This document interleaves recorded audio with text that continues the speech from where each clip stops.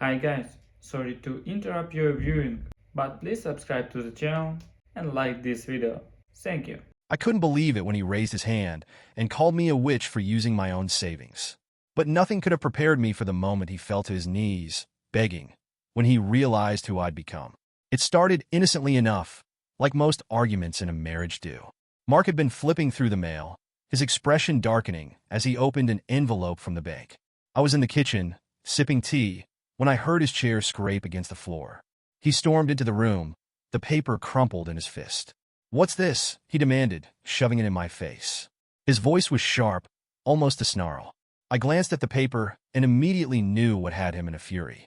It was a notification about my recent investment, a bank deal I'd researched meticulously for months. "It's my savings," I said evenly, setting down my cup. "I invested it." Mark's eyes narrowed, his face turning a dangerous shade of red. "Your savings?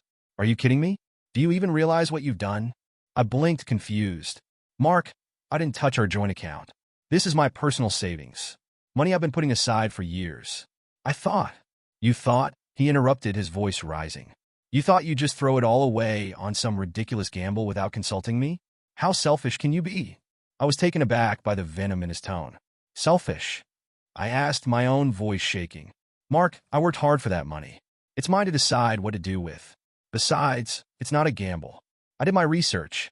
It's a solid investment." But he wasn't listening. He paced the kitchen, muttering under his breath before stopping abruptly. "Do you know what I was going to do with that money?" I froze. That didn't make sense. "What do you mean, what you were going to do?" "It wasn't yours to begin with."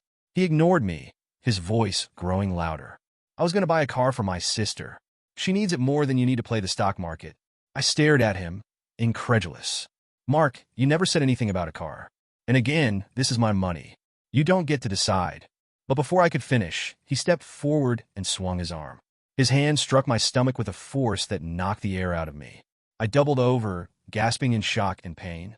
"How dare you spend that money, you witch?" He spat, his voice dripping with contempt. "You're nothing but a selfish, reckless—" I didn't hear the rest. My ears were ringing, my breath shallow as I clutched my abdomen. The world felt like it was tilting, everything slowing down as I processed what had just happened. Mark didn't apologize. He didn't even look at me as he stormed out of the room, leaving me there on the cold tile floor. For a few moments, I couldn't move, couldn't think. All I could do was stare at the kitchen counter, my mind replaying his words over and over. Finally, I managed to sit up, the pain in my stomach dulling to a persistent ache. My hands trembled as I pulled myself to my feet. I didn't cry. I was too stunned for tears. Instead, I moved on autopilot, walking upstairs to our bedroom. I grabbed a suitcase from the closet and started packing. My clothes, my toiletries, a few sentimental items. I didn't care what I took as long as I could carry it. I didn't even bother to fold anything, shoving it all in haphazardly. Mark didn't come upstairs. He didn't try to stop me. For all I knew, he didn't even notice I was leaving. As I zipped up the suitcase, a wave of nausea hit me. This wasn't just about the money or the slap. It was about years of feeling like I had to explain myself, justify my decisions, and make myself smaller to avoid upsetting him. This moment was just the breaking point. I took one last look at the room we had shared for years. It felt strange, realizing I was leaving without knowing if I'd ever come back. But deep down, I knew I couldn't stay, not after what he'd done. Dragging the suitcase down the stairs, I paused at the door. For a brief second, I thought about leaving a note, but what would I even say? Instead, I stepped out into the cool night air, the suitcase bumping against the porch steps behind me. I didn't have a plan or a destination. I only knew one thing. I wasn't staying in that house another second. The first few nights after I left Mark were a blur. I stayed at Emma's place, my best friend since college, who didn't hesitate to open her door for me even though it was close to midnight when I called. She didn't press me for details, just wrapped me in a hug and said, "Whatever you need, I've got you." Her spare room was small but cozy, with a soft yellow quilt and the faint scent of lavender in the air. It was a far cry from the cold, sterile perfection of the house I'd shared with Mark. For the first time in years, I felt a flicker of peace, but the weight of what had happened still pressed heavily on my chest. The next morning, over steaming cups of coffee, Emma finally asked, "Do you want to talk about it?" I hesitated, staring into my mug as if the swirling liquid held the answers. "It's just things with Mark have been bad for a while," I said carefully. "We fought, and I realized I couldn't stay anymore." Emma raised an eyebrow. "You don't just leave overnight," because of one fight. I sighed, knowing she wouldn't let it go. He hit me, I admitted, my voice barely above a whisper. Over money. And it wasn't the first time he'd tried to control me, but this was different. Her face hardened, anger flashing in her eyes. That bastard, she muttered. You're never going back, right? Never, I said firmly. Over the next few days, I started piecing myself back together. Emma was my rock, constantly reminding me of who I used to be before Mark's criticism and control had worn me down. You're one of the smartest people I know, she said one night as we sat on her couch binge-watching a terrible reality show. Don't let what he did make you forget that. Her words stuck with me. I started thinking about my savings, the money Mark had been so furious about. In the chaos of leaving, I'd almost forgotten about the investment I'd made. A part of me felt stupid for even considering it again. What if it had been a mistake? What if he'd been right? When I mentioned it to Emma, she waved off my doubts. Call the bank, she urged. What's the worst that could happen? At least you'll know. So I did. The call was nerve-wracking, my heart pounding as I listened to the line ring. Finally, a cheerful voice answered.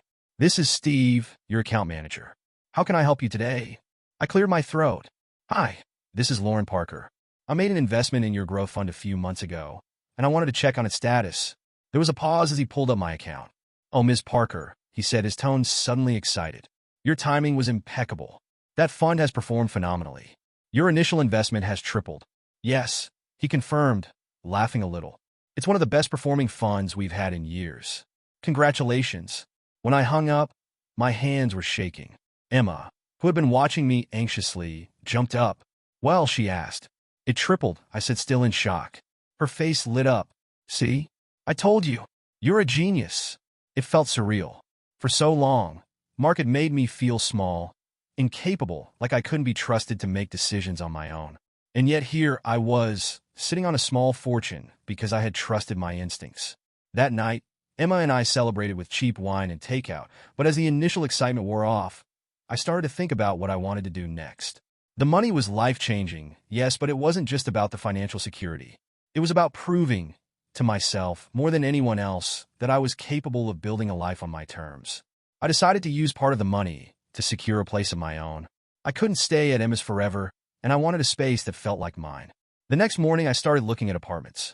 Most of what I found was either too expensive or in terrible condition, but after a week of searching, I found the perfect place, a small, sunlit apartment in a quiet neighborhood.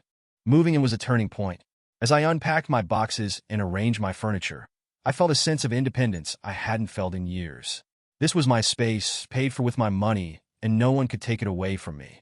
The next step was figuring out what I wanted to do professionally. I had a degree in business administration, but I'd put my career on hold to support Mark's ambitions. Now, I was determined to reclaim that part of my life. While browsing online, I stumbled across a leadership development program that promised to teach participants how to create and pitch business strategies. It was expensive, but I decided to invest in myself. The program was intense, but I threw myself into it. I stayed up late researching case studies, practicing presentations, and networking with other participants. For the first time in years, I felt like I was challenging myself, pushing past the limits I'd let Mark impose on me. By the end of the program, I not only gained new skills, but also caught the attention of a senior executive at a prestigious bank. You have a knack for this, he told me after my final presentation. We could use someone like you on our team. When he offered me a position, I accepted on the spot. As I walked out of the office that day, my heart swelled with pride. I had rebuilt my life from the ground up, and this was just the beginning. When I first moved into my new apartment, I felt a mix of emotions, pride, excitement, and a lingering sense of disbelief. The space was modest, a one-bedroom with scuffed hardwood floors and a tiny balcony overlooking a busy street. It wasn't anything like the house I had shared with Mark, with its perfectly manicured lawn and designer furniture, but this place had something far more valuable. It was mine. I spent the first few days getting settled. I hung curtains that didn't quite match, arranged a small collection of secondhand furniture, and stocked the kitchen with the basics. Every time I put something in its place, it felt like I was reclaiming a part of myself. For years, I had lived in a home that wasn't truly mine, surrounded by things Mark had chosen. Here, every detail, no matter how small, was a reflection of me. One night, as I unpacked a box of old photos and knickknacks, I came across a folder I hadn't seen in years. It was full of notes and materials from a leadership seminar I had attended early in my marriage. Back then, I had dreams of climbing the corporate ladder, of one day leading a team and making a difference in the business world. But those dreams had been put on hold, or rather, shelved entirely. When Mark convinced me it was more practical to support his ambitions instead. Flipping through the folder, I felt a spark reignite. I thought about the leadership development program I had read about during my first days at MS. At the time, it had felt like a far-off fantasy, but now, with my new job offer and the financial cushion from my investment, it felt possible. The next morning, I called the program's admissions office. The woman on the other end was warm and encouraging, walking me through the application process and assuring me that it wasn't too late to join the next cohort. Before I knew it, I had submitted my materials and paid the enrollment fee. The program started a few weeks later, and it was every bit as intense as I had expected. Each day, we were presented with real-world business challenges and tasked with developing solutions to pitch to a panel of industry professionals. My fellow participants were an intimidating mix of seasoned executives and bright-eyed entrepreneurs, all of them radiating confidence. At first, I felt out of place. I hadn't been in a professional setting in years, and the self-doubt Mark had drilled into me lingered like an unwelcome guest. But I refused to let those doubts win. I spent hours poring over case studies, analyzing market trends, and practicing my pitches in front of the bathroom mirror. One of our assignments involved designing a growth strategy for a struggling company. My team was tasked with revamping a small retail chain that had been hemorrhaging money for years. While others focused on flashy marketing campaigns, I zeroed in on operational inefficiencies, identifying ways to cut costs without compromising quality. When it came time to present our strategy, I was terrified. My hands trembled as I stood at the podium. But as I started to speak, something shifted. I realized I knew this material inside and out.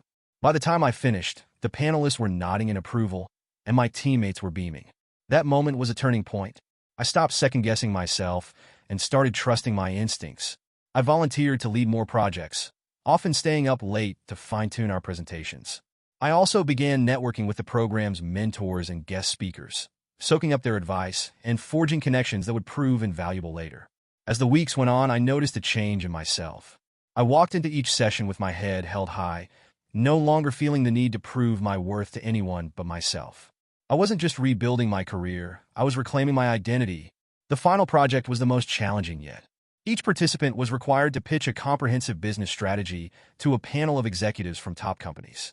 The stakes were high. The best presentations often led to job offers or investment opportunities. I spent countless nights perfecting my pitch. My idea revolved around a sustainable finance initiative, leveraging technology to make green investments more accessible to everyday consumers. It was ambitious, but I believed in it wholeheartedly. The day of the presentation, I stood in front of the panel, my heart pounding. As I spoke, I saw nods of approval and even a few smiles. By the time I finished, the room erupted in applause. Afterward, a man approached me. He was tall, with salt and pepper hair, and a commanding presence. "That was impressive," he said, extending his hand. "I'm David Langston, Senior Vice President at Monarch Bank. We could use someone like you on our team." For a moment, I was speechless. Monarch Bank was one of the largest and most prestigious financial institutions in the country. "Are you serious?" I finally managed to say. He laughed. "Dead serious. Let's set up a meeting next week to discuss the details." That evening, as I walked home, I couldn't stop smiling. I thought about the woman I had been just a few months ago, broken, uncertain, and full of doubt. And then I thought about the woman I was becoming, strong, confident, and determined to forge her own path. Accepting David's offer felt like the culmination of everything I had been working toward. But in my heart, I knew this wasn't the end of my journey. It was just the beginning. The first few weeks at Monarch Bank were a whirlwind of activity. The role was everything I'd hoped for and more, challenging, fast-paced, and filled with opportunities to grow. I was still adjusting to the rhythm of corporate life. But every morning when I stepped into the sleek, glass-walled building, I felt a surge of pride. David Langston, the senior vice president who had hired me, had quickly become a mentor. He trusted me with responsibilities that most new hires wouldn't dream of tackling, and I was determined to prove him right. "You've got something special," he told me one day after a strategy meeting. "People notice it. Don't be afraid to own that." It was during my second week when David called me into his office with an assignment. "We've got a client meeting tomorrow," he said, sliding a folder across his desk. "They're considering switching to us for their financial management. Big account. I'd like you to sit in." I opened the folder and skimmed through the client's profile. It was a mid-sized manufacturing company struggling to streamline their operations. The numbers weren't great, but there was potential. I spent the rest of the evening reviewing their data and preparing questions for the meeting. The next morning, I arrived at the boardroom early, my notebook and pen in hand. The room was bright and modern, with a long, polished table surrounded by high-backed chairs. I took a seat near the end and waited as the rest of the team trickled in. The client representatives were the last to arrive. As the door opened, I stood to greet them, expecting a group of unfamiliar faces. Instead, I froze. Mark, my ex-husband, walked into the room, looking as smug as ever in a tailored suit that he probably couldn't afford. He was flanked by two colleagues, laughing at something one of them had said. But the moment his eyes landed on me, his expression shifted from confident to utterly stunned. His jaw slackened, and for a moment he just stared at me. "Well, what are you doing here?" he finally stammered. I held his gaze, keeping my expression neutral even as my heart raced. "I work here," I said simply, my tone calm but firm. David, who had just entered the room, clapped a hand on my shoulder.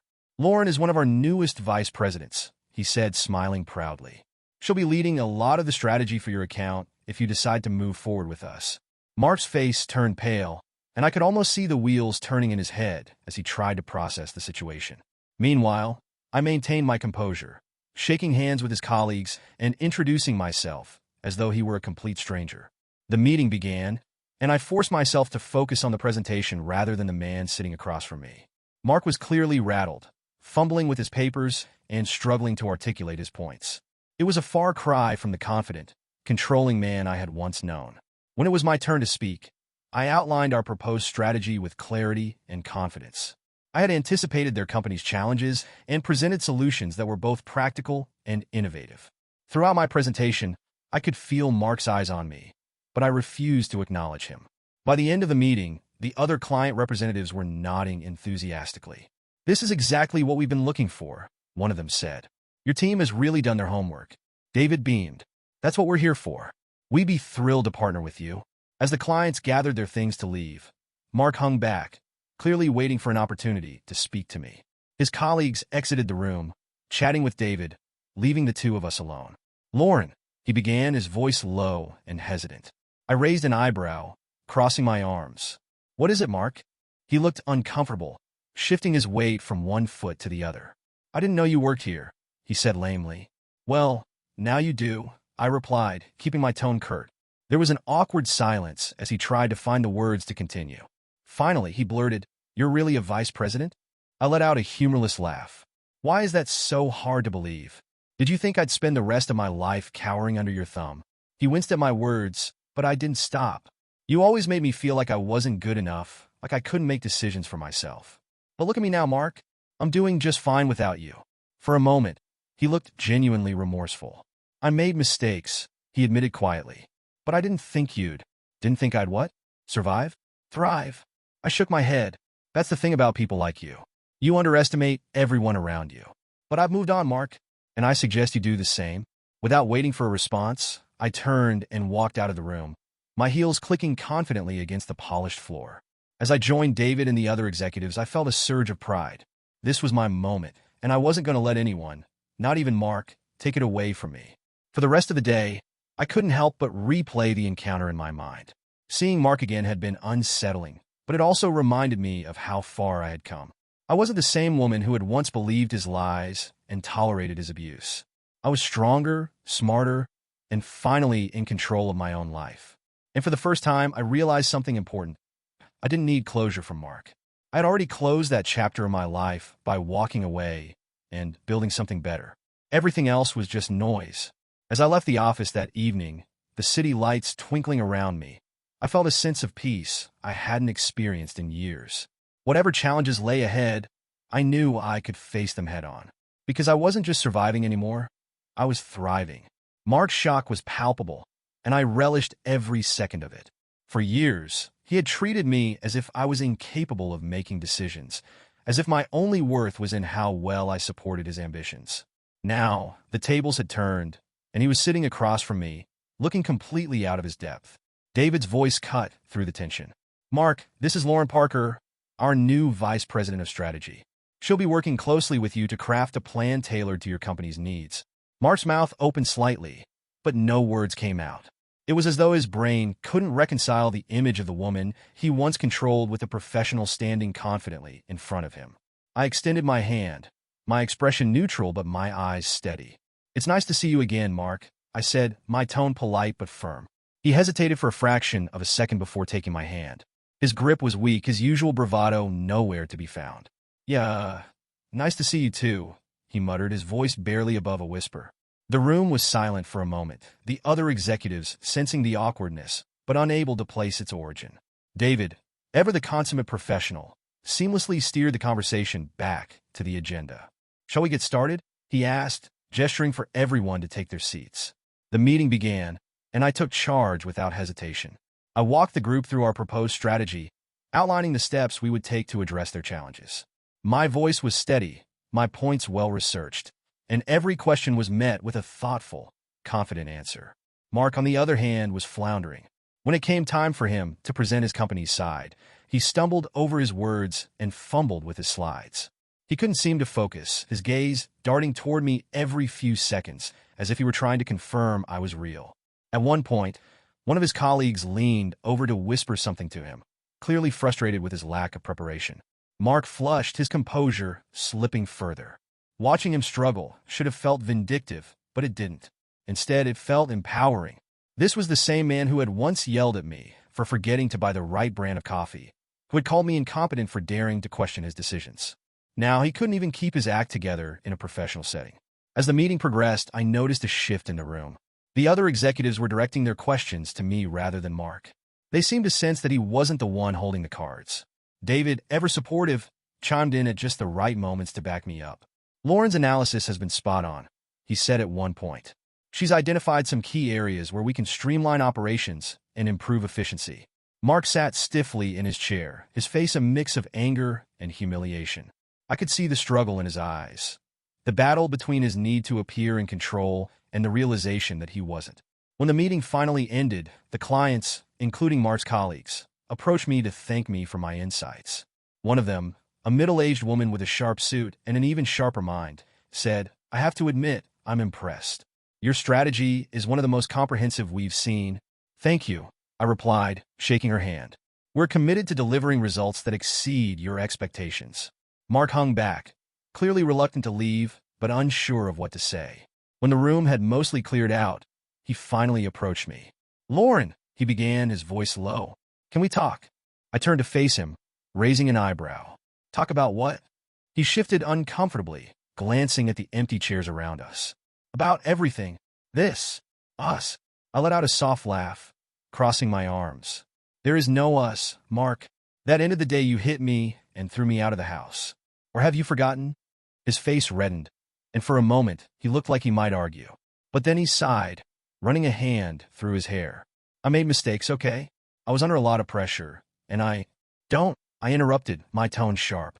"Don't you dare try to justify what you did. Pressure doesn't excuse abuse.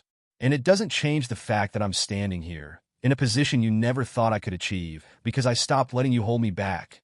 He looked away, his shoulders slumping. "I didn't mean to." "But you did," I said, cutting him off again. "And now, you're going to have to deal with the consequences of that." "I've moved on, Mark. Maybe you should try doing the same." I turned and walked out of the room, leaving him standing there, his hands clenched into fists at his sides. As I made my way back to my office, I felt a wave of emotions: relief, pride, and a deep sense of closure. This was the moment I had been waiting for, though I hadn't realized it until now. I didn't need to prove anything to Mark. The power dynamic had shifted, and I was no longer the woman who had let him belittle and control her. I was free, and for the first time in a long time, I felt unstoppable. The meeting had ended, and as I stepped out of the boardroom, I felt an incredible sense of accomplishment. The murmurs of approval from the other clients and the firm handshake from my boss had been enough to remind me that I had earned my place here. But just as I turned toward the elevator to head back to my office, I heard hurried footsteps behind me. "Lauren," Mark's voice called, low and strained. I stopped but didn't turn around immediately. Part of me wanted to keep walking, to deny him any further interaction. But another part of me, one that had been silenced for years, wanted to face him head on. Slowly, I turned to see him standing there, his expression a mixture of desperation and disbelief. How did this happen? He asked, his voice trembling slightly.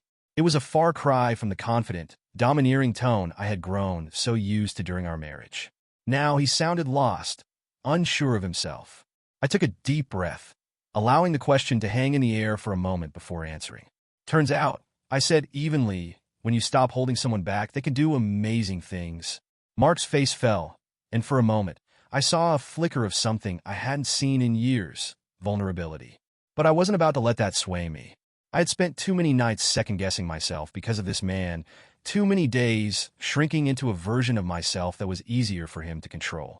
He shook his head, as if trying to make sense of the situation. I didn't hold you back, he said defensively. You didn't? I interrupted, my tone sharp. Let's recap, shall we?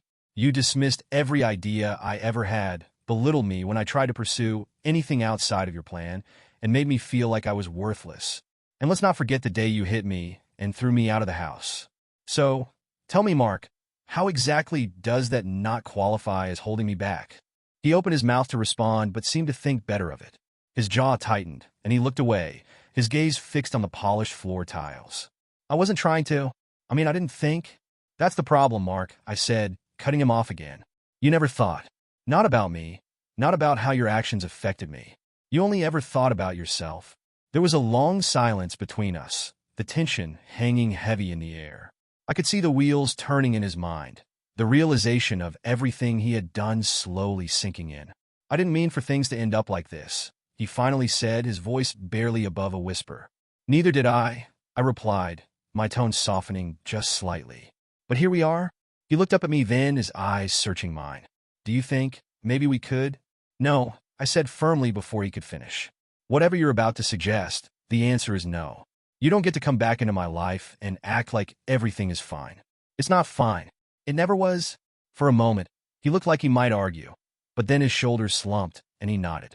I guess I deserve that, he said quietly. I tilted my head slightly, studying him. For years, I had wanted this moment, the chance to confront him, to make him see the damage he had done. But now that it was here, I didn't feel the vindication I had expected.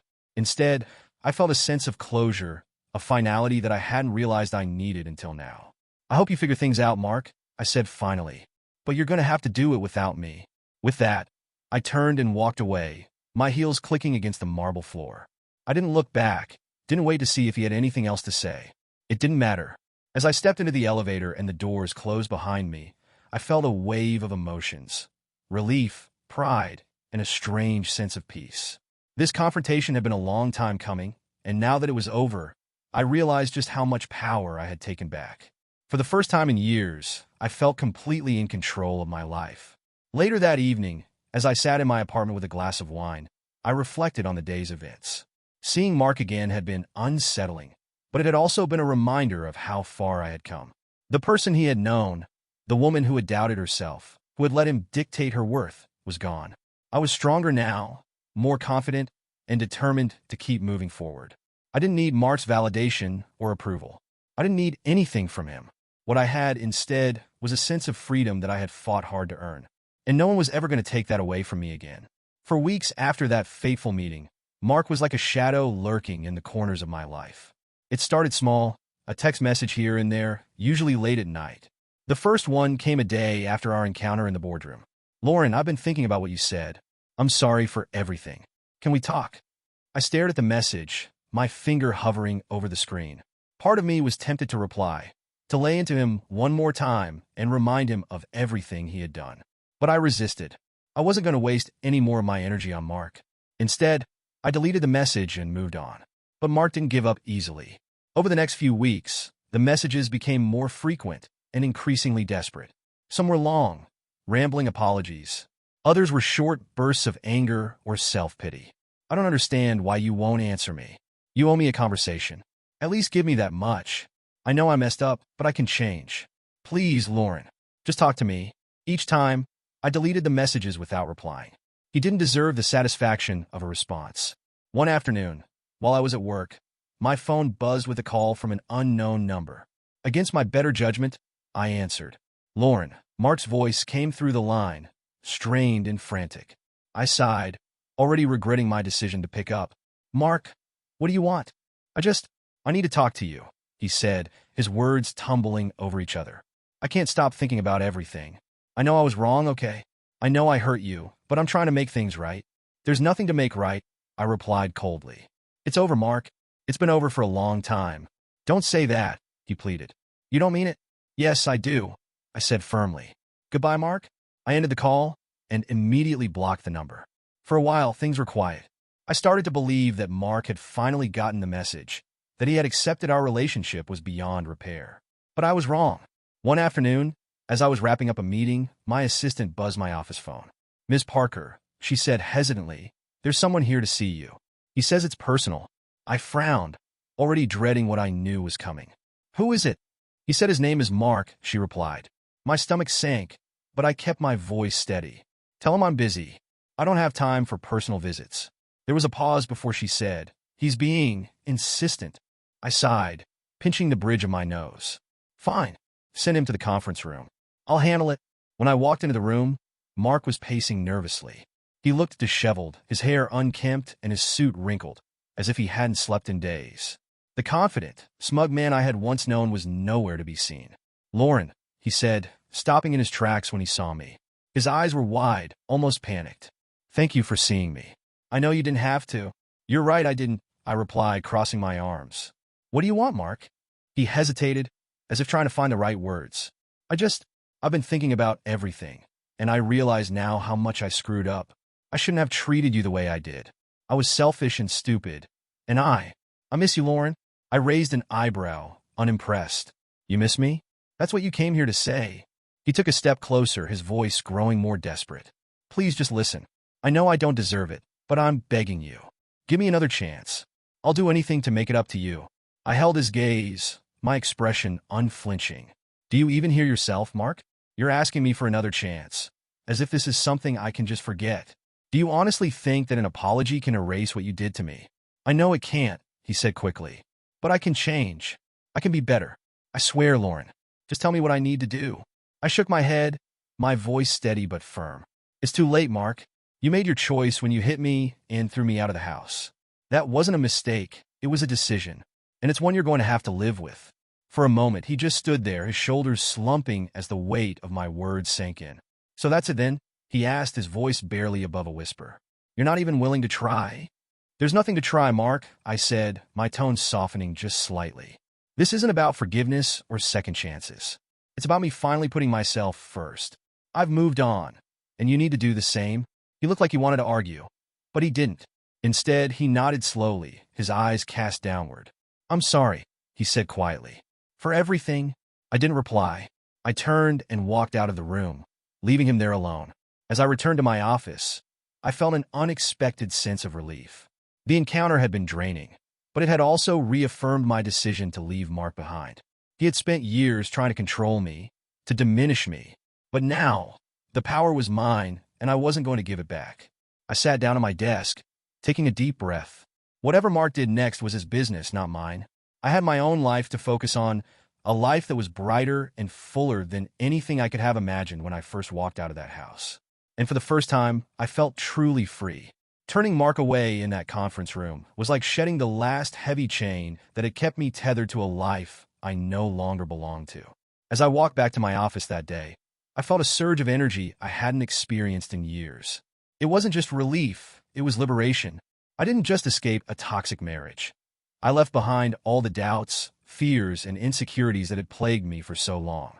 For the first time in years, I felt like I could breathe. Work became my sanctuary, but not in the way it had been for Mark, where his career was a performance of success. For me, it was about building something real.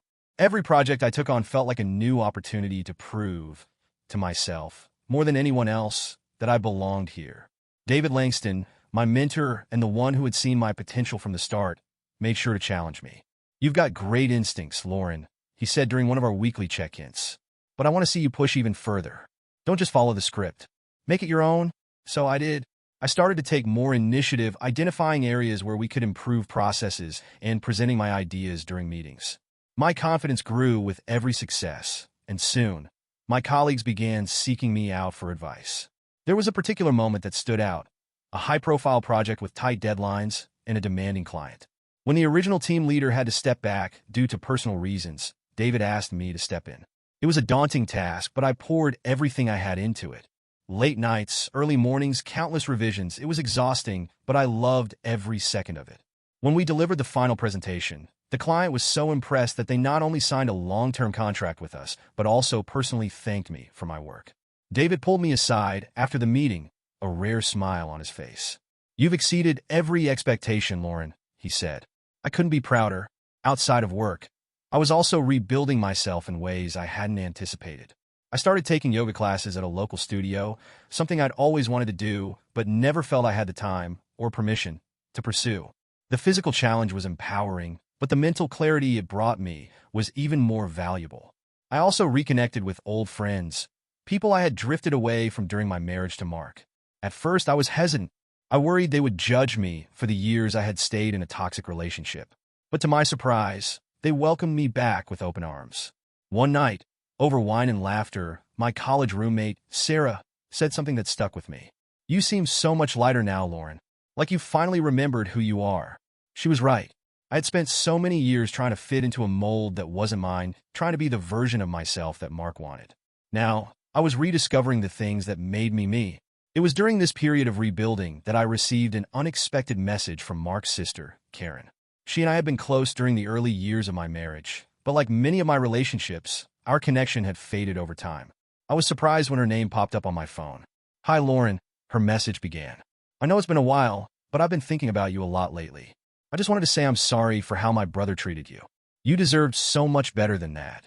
Her words were kind, but they stirred up a mix of emotions. I texted her back, thanking her for reaching out. To my surprise, she called me almost immediately. "I've been meaning to say this for a long time," Karen said when I answered. "Mark never appreciated you the way he should have. And honestly, I don't blame you for leaving. You're so much better off without him." Hearing those words from someone who knew both of us was unexpectedly validating. Karen and I ended up talking for over an hour, reminiscing about the past and catching up on our lives. Life wasn't perfect, of course. There were moments when doubt crept in, when I wondered if I was doing enough or if I had truly moved on. But each time those thoughts surfaced, I reminded myself of everything I had accomplished. I wasn't just surviving, I was thriving. I had built a life that was entirely my own, filled with purpose, passion, and people who supported me. As I stood in my apartment one evening, looking out at the city lights, I felt an overwhelming sense of gratitude. Gratitude for the strength I had found within myself, for the opportunities one had seized, and for the life I was creating. I wasn't the same person I had been when I left Mark. I was stronger, wiser, and more confident. And as I prepared for the next chapter of my journey, I knew one thing for certain. The best was yet to come. Months had passed since the last time I saw Mark, and life had settled into a comfortable rhythm. Work was thriving. My friendships were stronger than ever, and I had begun to explore parts of myself I had long neglected. For the first time in years, I felt at peace. Then, one afternoon, as I sipped coffee in my favorite cafe, a mutual friend, Jenna, slid into the seat across from me. Jenna had always been the kind of person who knew everyone's business, and while I generally avoided gossip, I could tell by her expression that she had news she couldn't wait to share. "Have you heard about Mark?" she asked, her voice low but brimming with curiosity. I raised an eyebrow, setting my mug down. "No, I haven't talked to him in months." She leaned in, clearly relishing the chance to deliver the scoop. "He lost his job. Apparently, the company he was working for let him go after some big client backed out. And it gets worse. He's been struggling financially ever since." I sat back, processing the information. A part of me, the part that still remembered the hurt and humiliation he had caused, felt a flicker of satisfaction. But that feeling was fleeting, quickly replaced by something else. Pity. "I see," I said, keeping my tone neutral. Jenna tilted her head, studying me. "That's all you have to say? I thought you'd be happy. You know, karma and all that."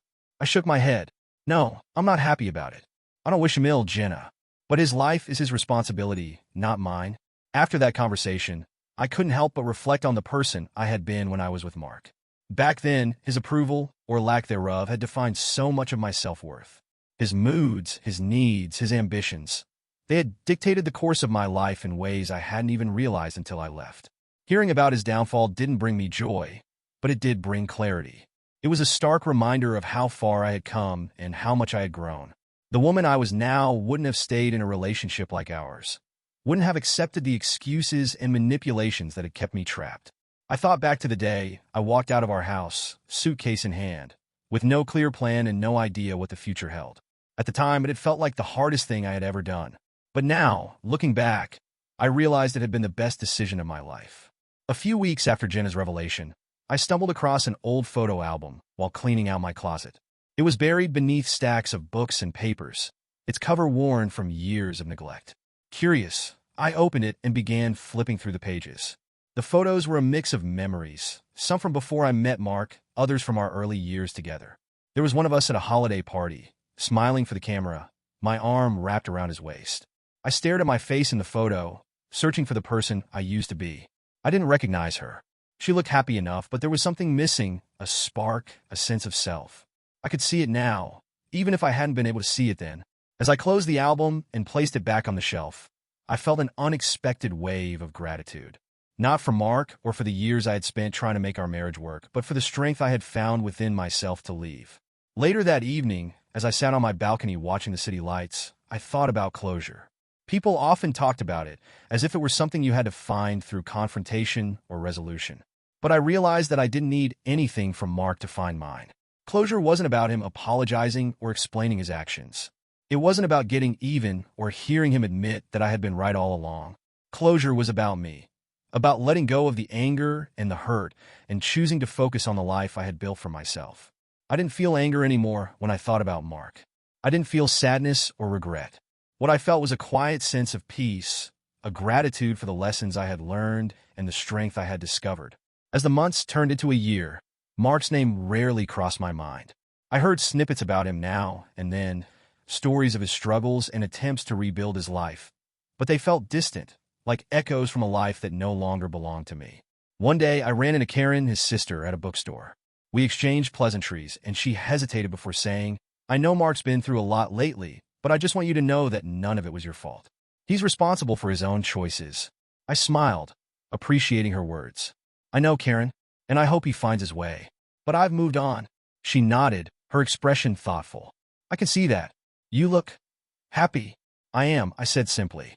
That night, as I wrote in my journal, I reflected on the journey that had brought me here. Leaving Mark hadn't been easy, and rebuilding my life had taken time, effort, and no small amount of courage. But now, as I sat in my apartment, surrounded by the life I had created for myself, I knew it had all been worth it. Closure wasn't something Mark could give me. It was something I had given myself. And in that realization, I found the ultimate freedom. A year can change so much. It's strange to think about how, just 12 months earlier, I had been packing my bags in the dead of night, leaving behind a house that had never felt like home. Now, I was standing backstage at one of the most prestigious leadership conferences in the country, waiting to deliver a keynote speech. The invitation had come as a surprise. The event organizers had seen my work at Monarch Bank, particularly my success in turning around several high-profile client accounts. They wanted me to speak about leadership, resilience, and forging your own path in the corporate world. At first, I hesitated. Public speaking wasn't something I had much experience with, and the idea of standing in front of a room full of accomplished professionals was daunting. But the more I thought about it, the more I realized how important it was to tell my story, not just for the audience, but for myself. As I stepped onto the stage, the lights were blinding, but I could still make out the rows of faces staring back at me.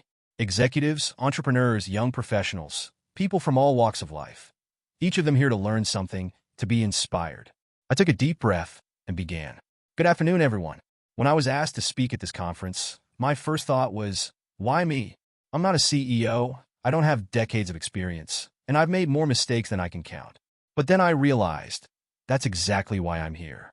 Because mistakes and setbacks don't define us. What defines us is how we rise after falling. I paused, letting the words sink in.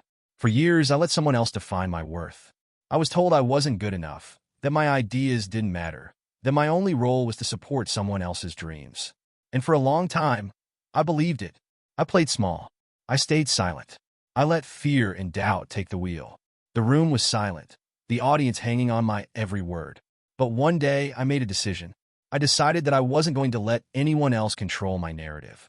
I walked away from a toxic relationship, from a life that didn't serve me. And it was the hardest thing I've ever done.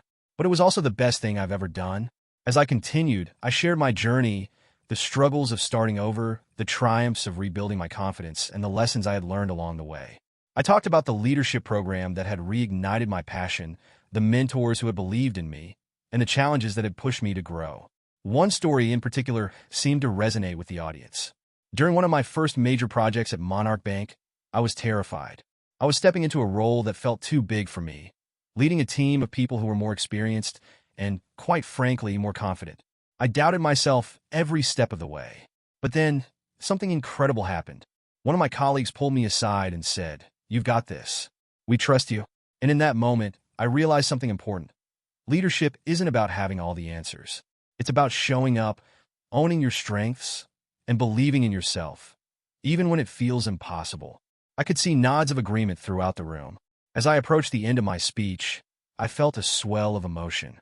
This wasn't just a presentation. It was a celebration of everything I had overcome. "I want to leave you with this," I said, my voice steady but filled with conviction. Never let anyone tell you what you're worth. Never let anyone make you feel small or insignificant. You are the only person who gets to define your value. And when you step into that power, when you own your worth, there is nothing you can't achieve. The room erupted into applause, the sound almost overwhelming. For a moment, I just stood there taking it all in. This was more than validation. It was a full-circle moment, proof that I had reclaimed my life and my voice. As I walked off the stage, I was met with smiles and congratulations from the event organizers. "That was incredible," one of them said. "You've inspired so many people today." I thanked them, but the truth was I didn't need anyone else's validation. I wasn't doing this to impress others or to prove anything. I was doing it for myself, for the woman I used to be, the one who had felt so lost and powerless. That evening, as I sat in my hotel room overlooking the city, I reflected on how far I had come. The doubts that had once consumed me felt like distant memories. In their place was a quiet, unshakable confidence, a belief in my own resilience and strength. I thought about Mark, not with anger or bitterness, but with gratitude. He had been a chapter in my story, but not the whole book. If anything, his actions had pushed me to grow, to fight for the life I deserved. As I looked out at the twinkling lights, I made a silent promise to myself. I would never let anyone dim my light again. The future was mine, and I was ready to embrace it.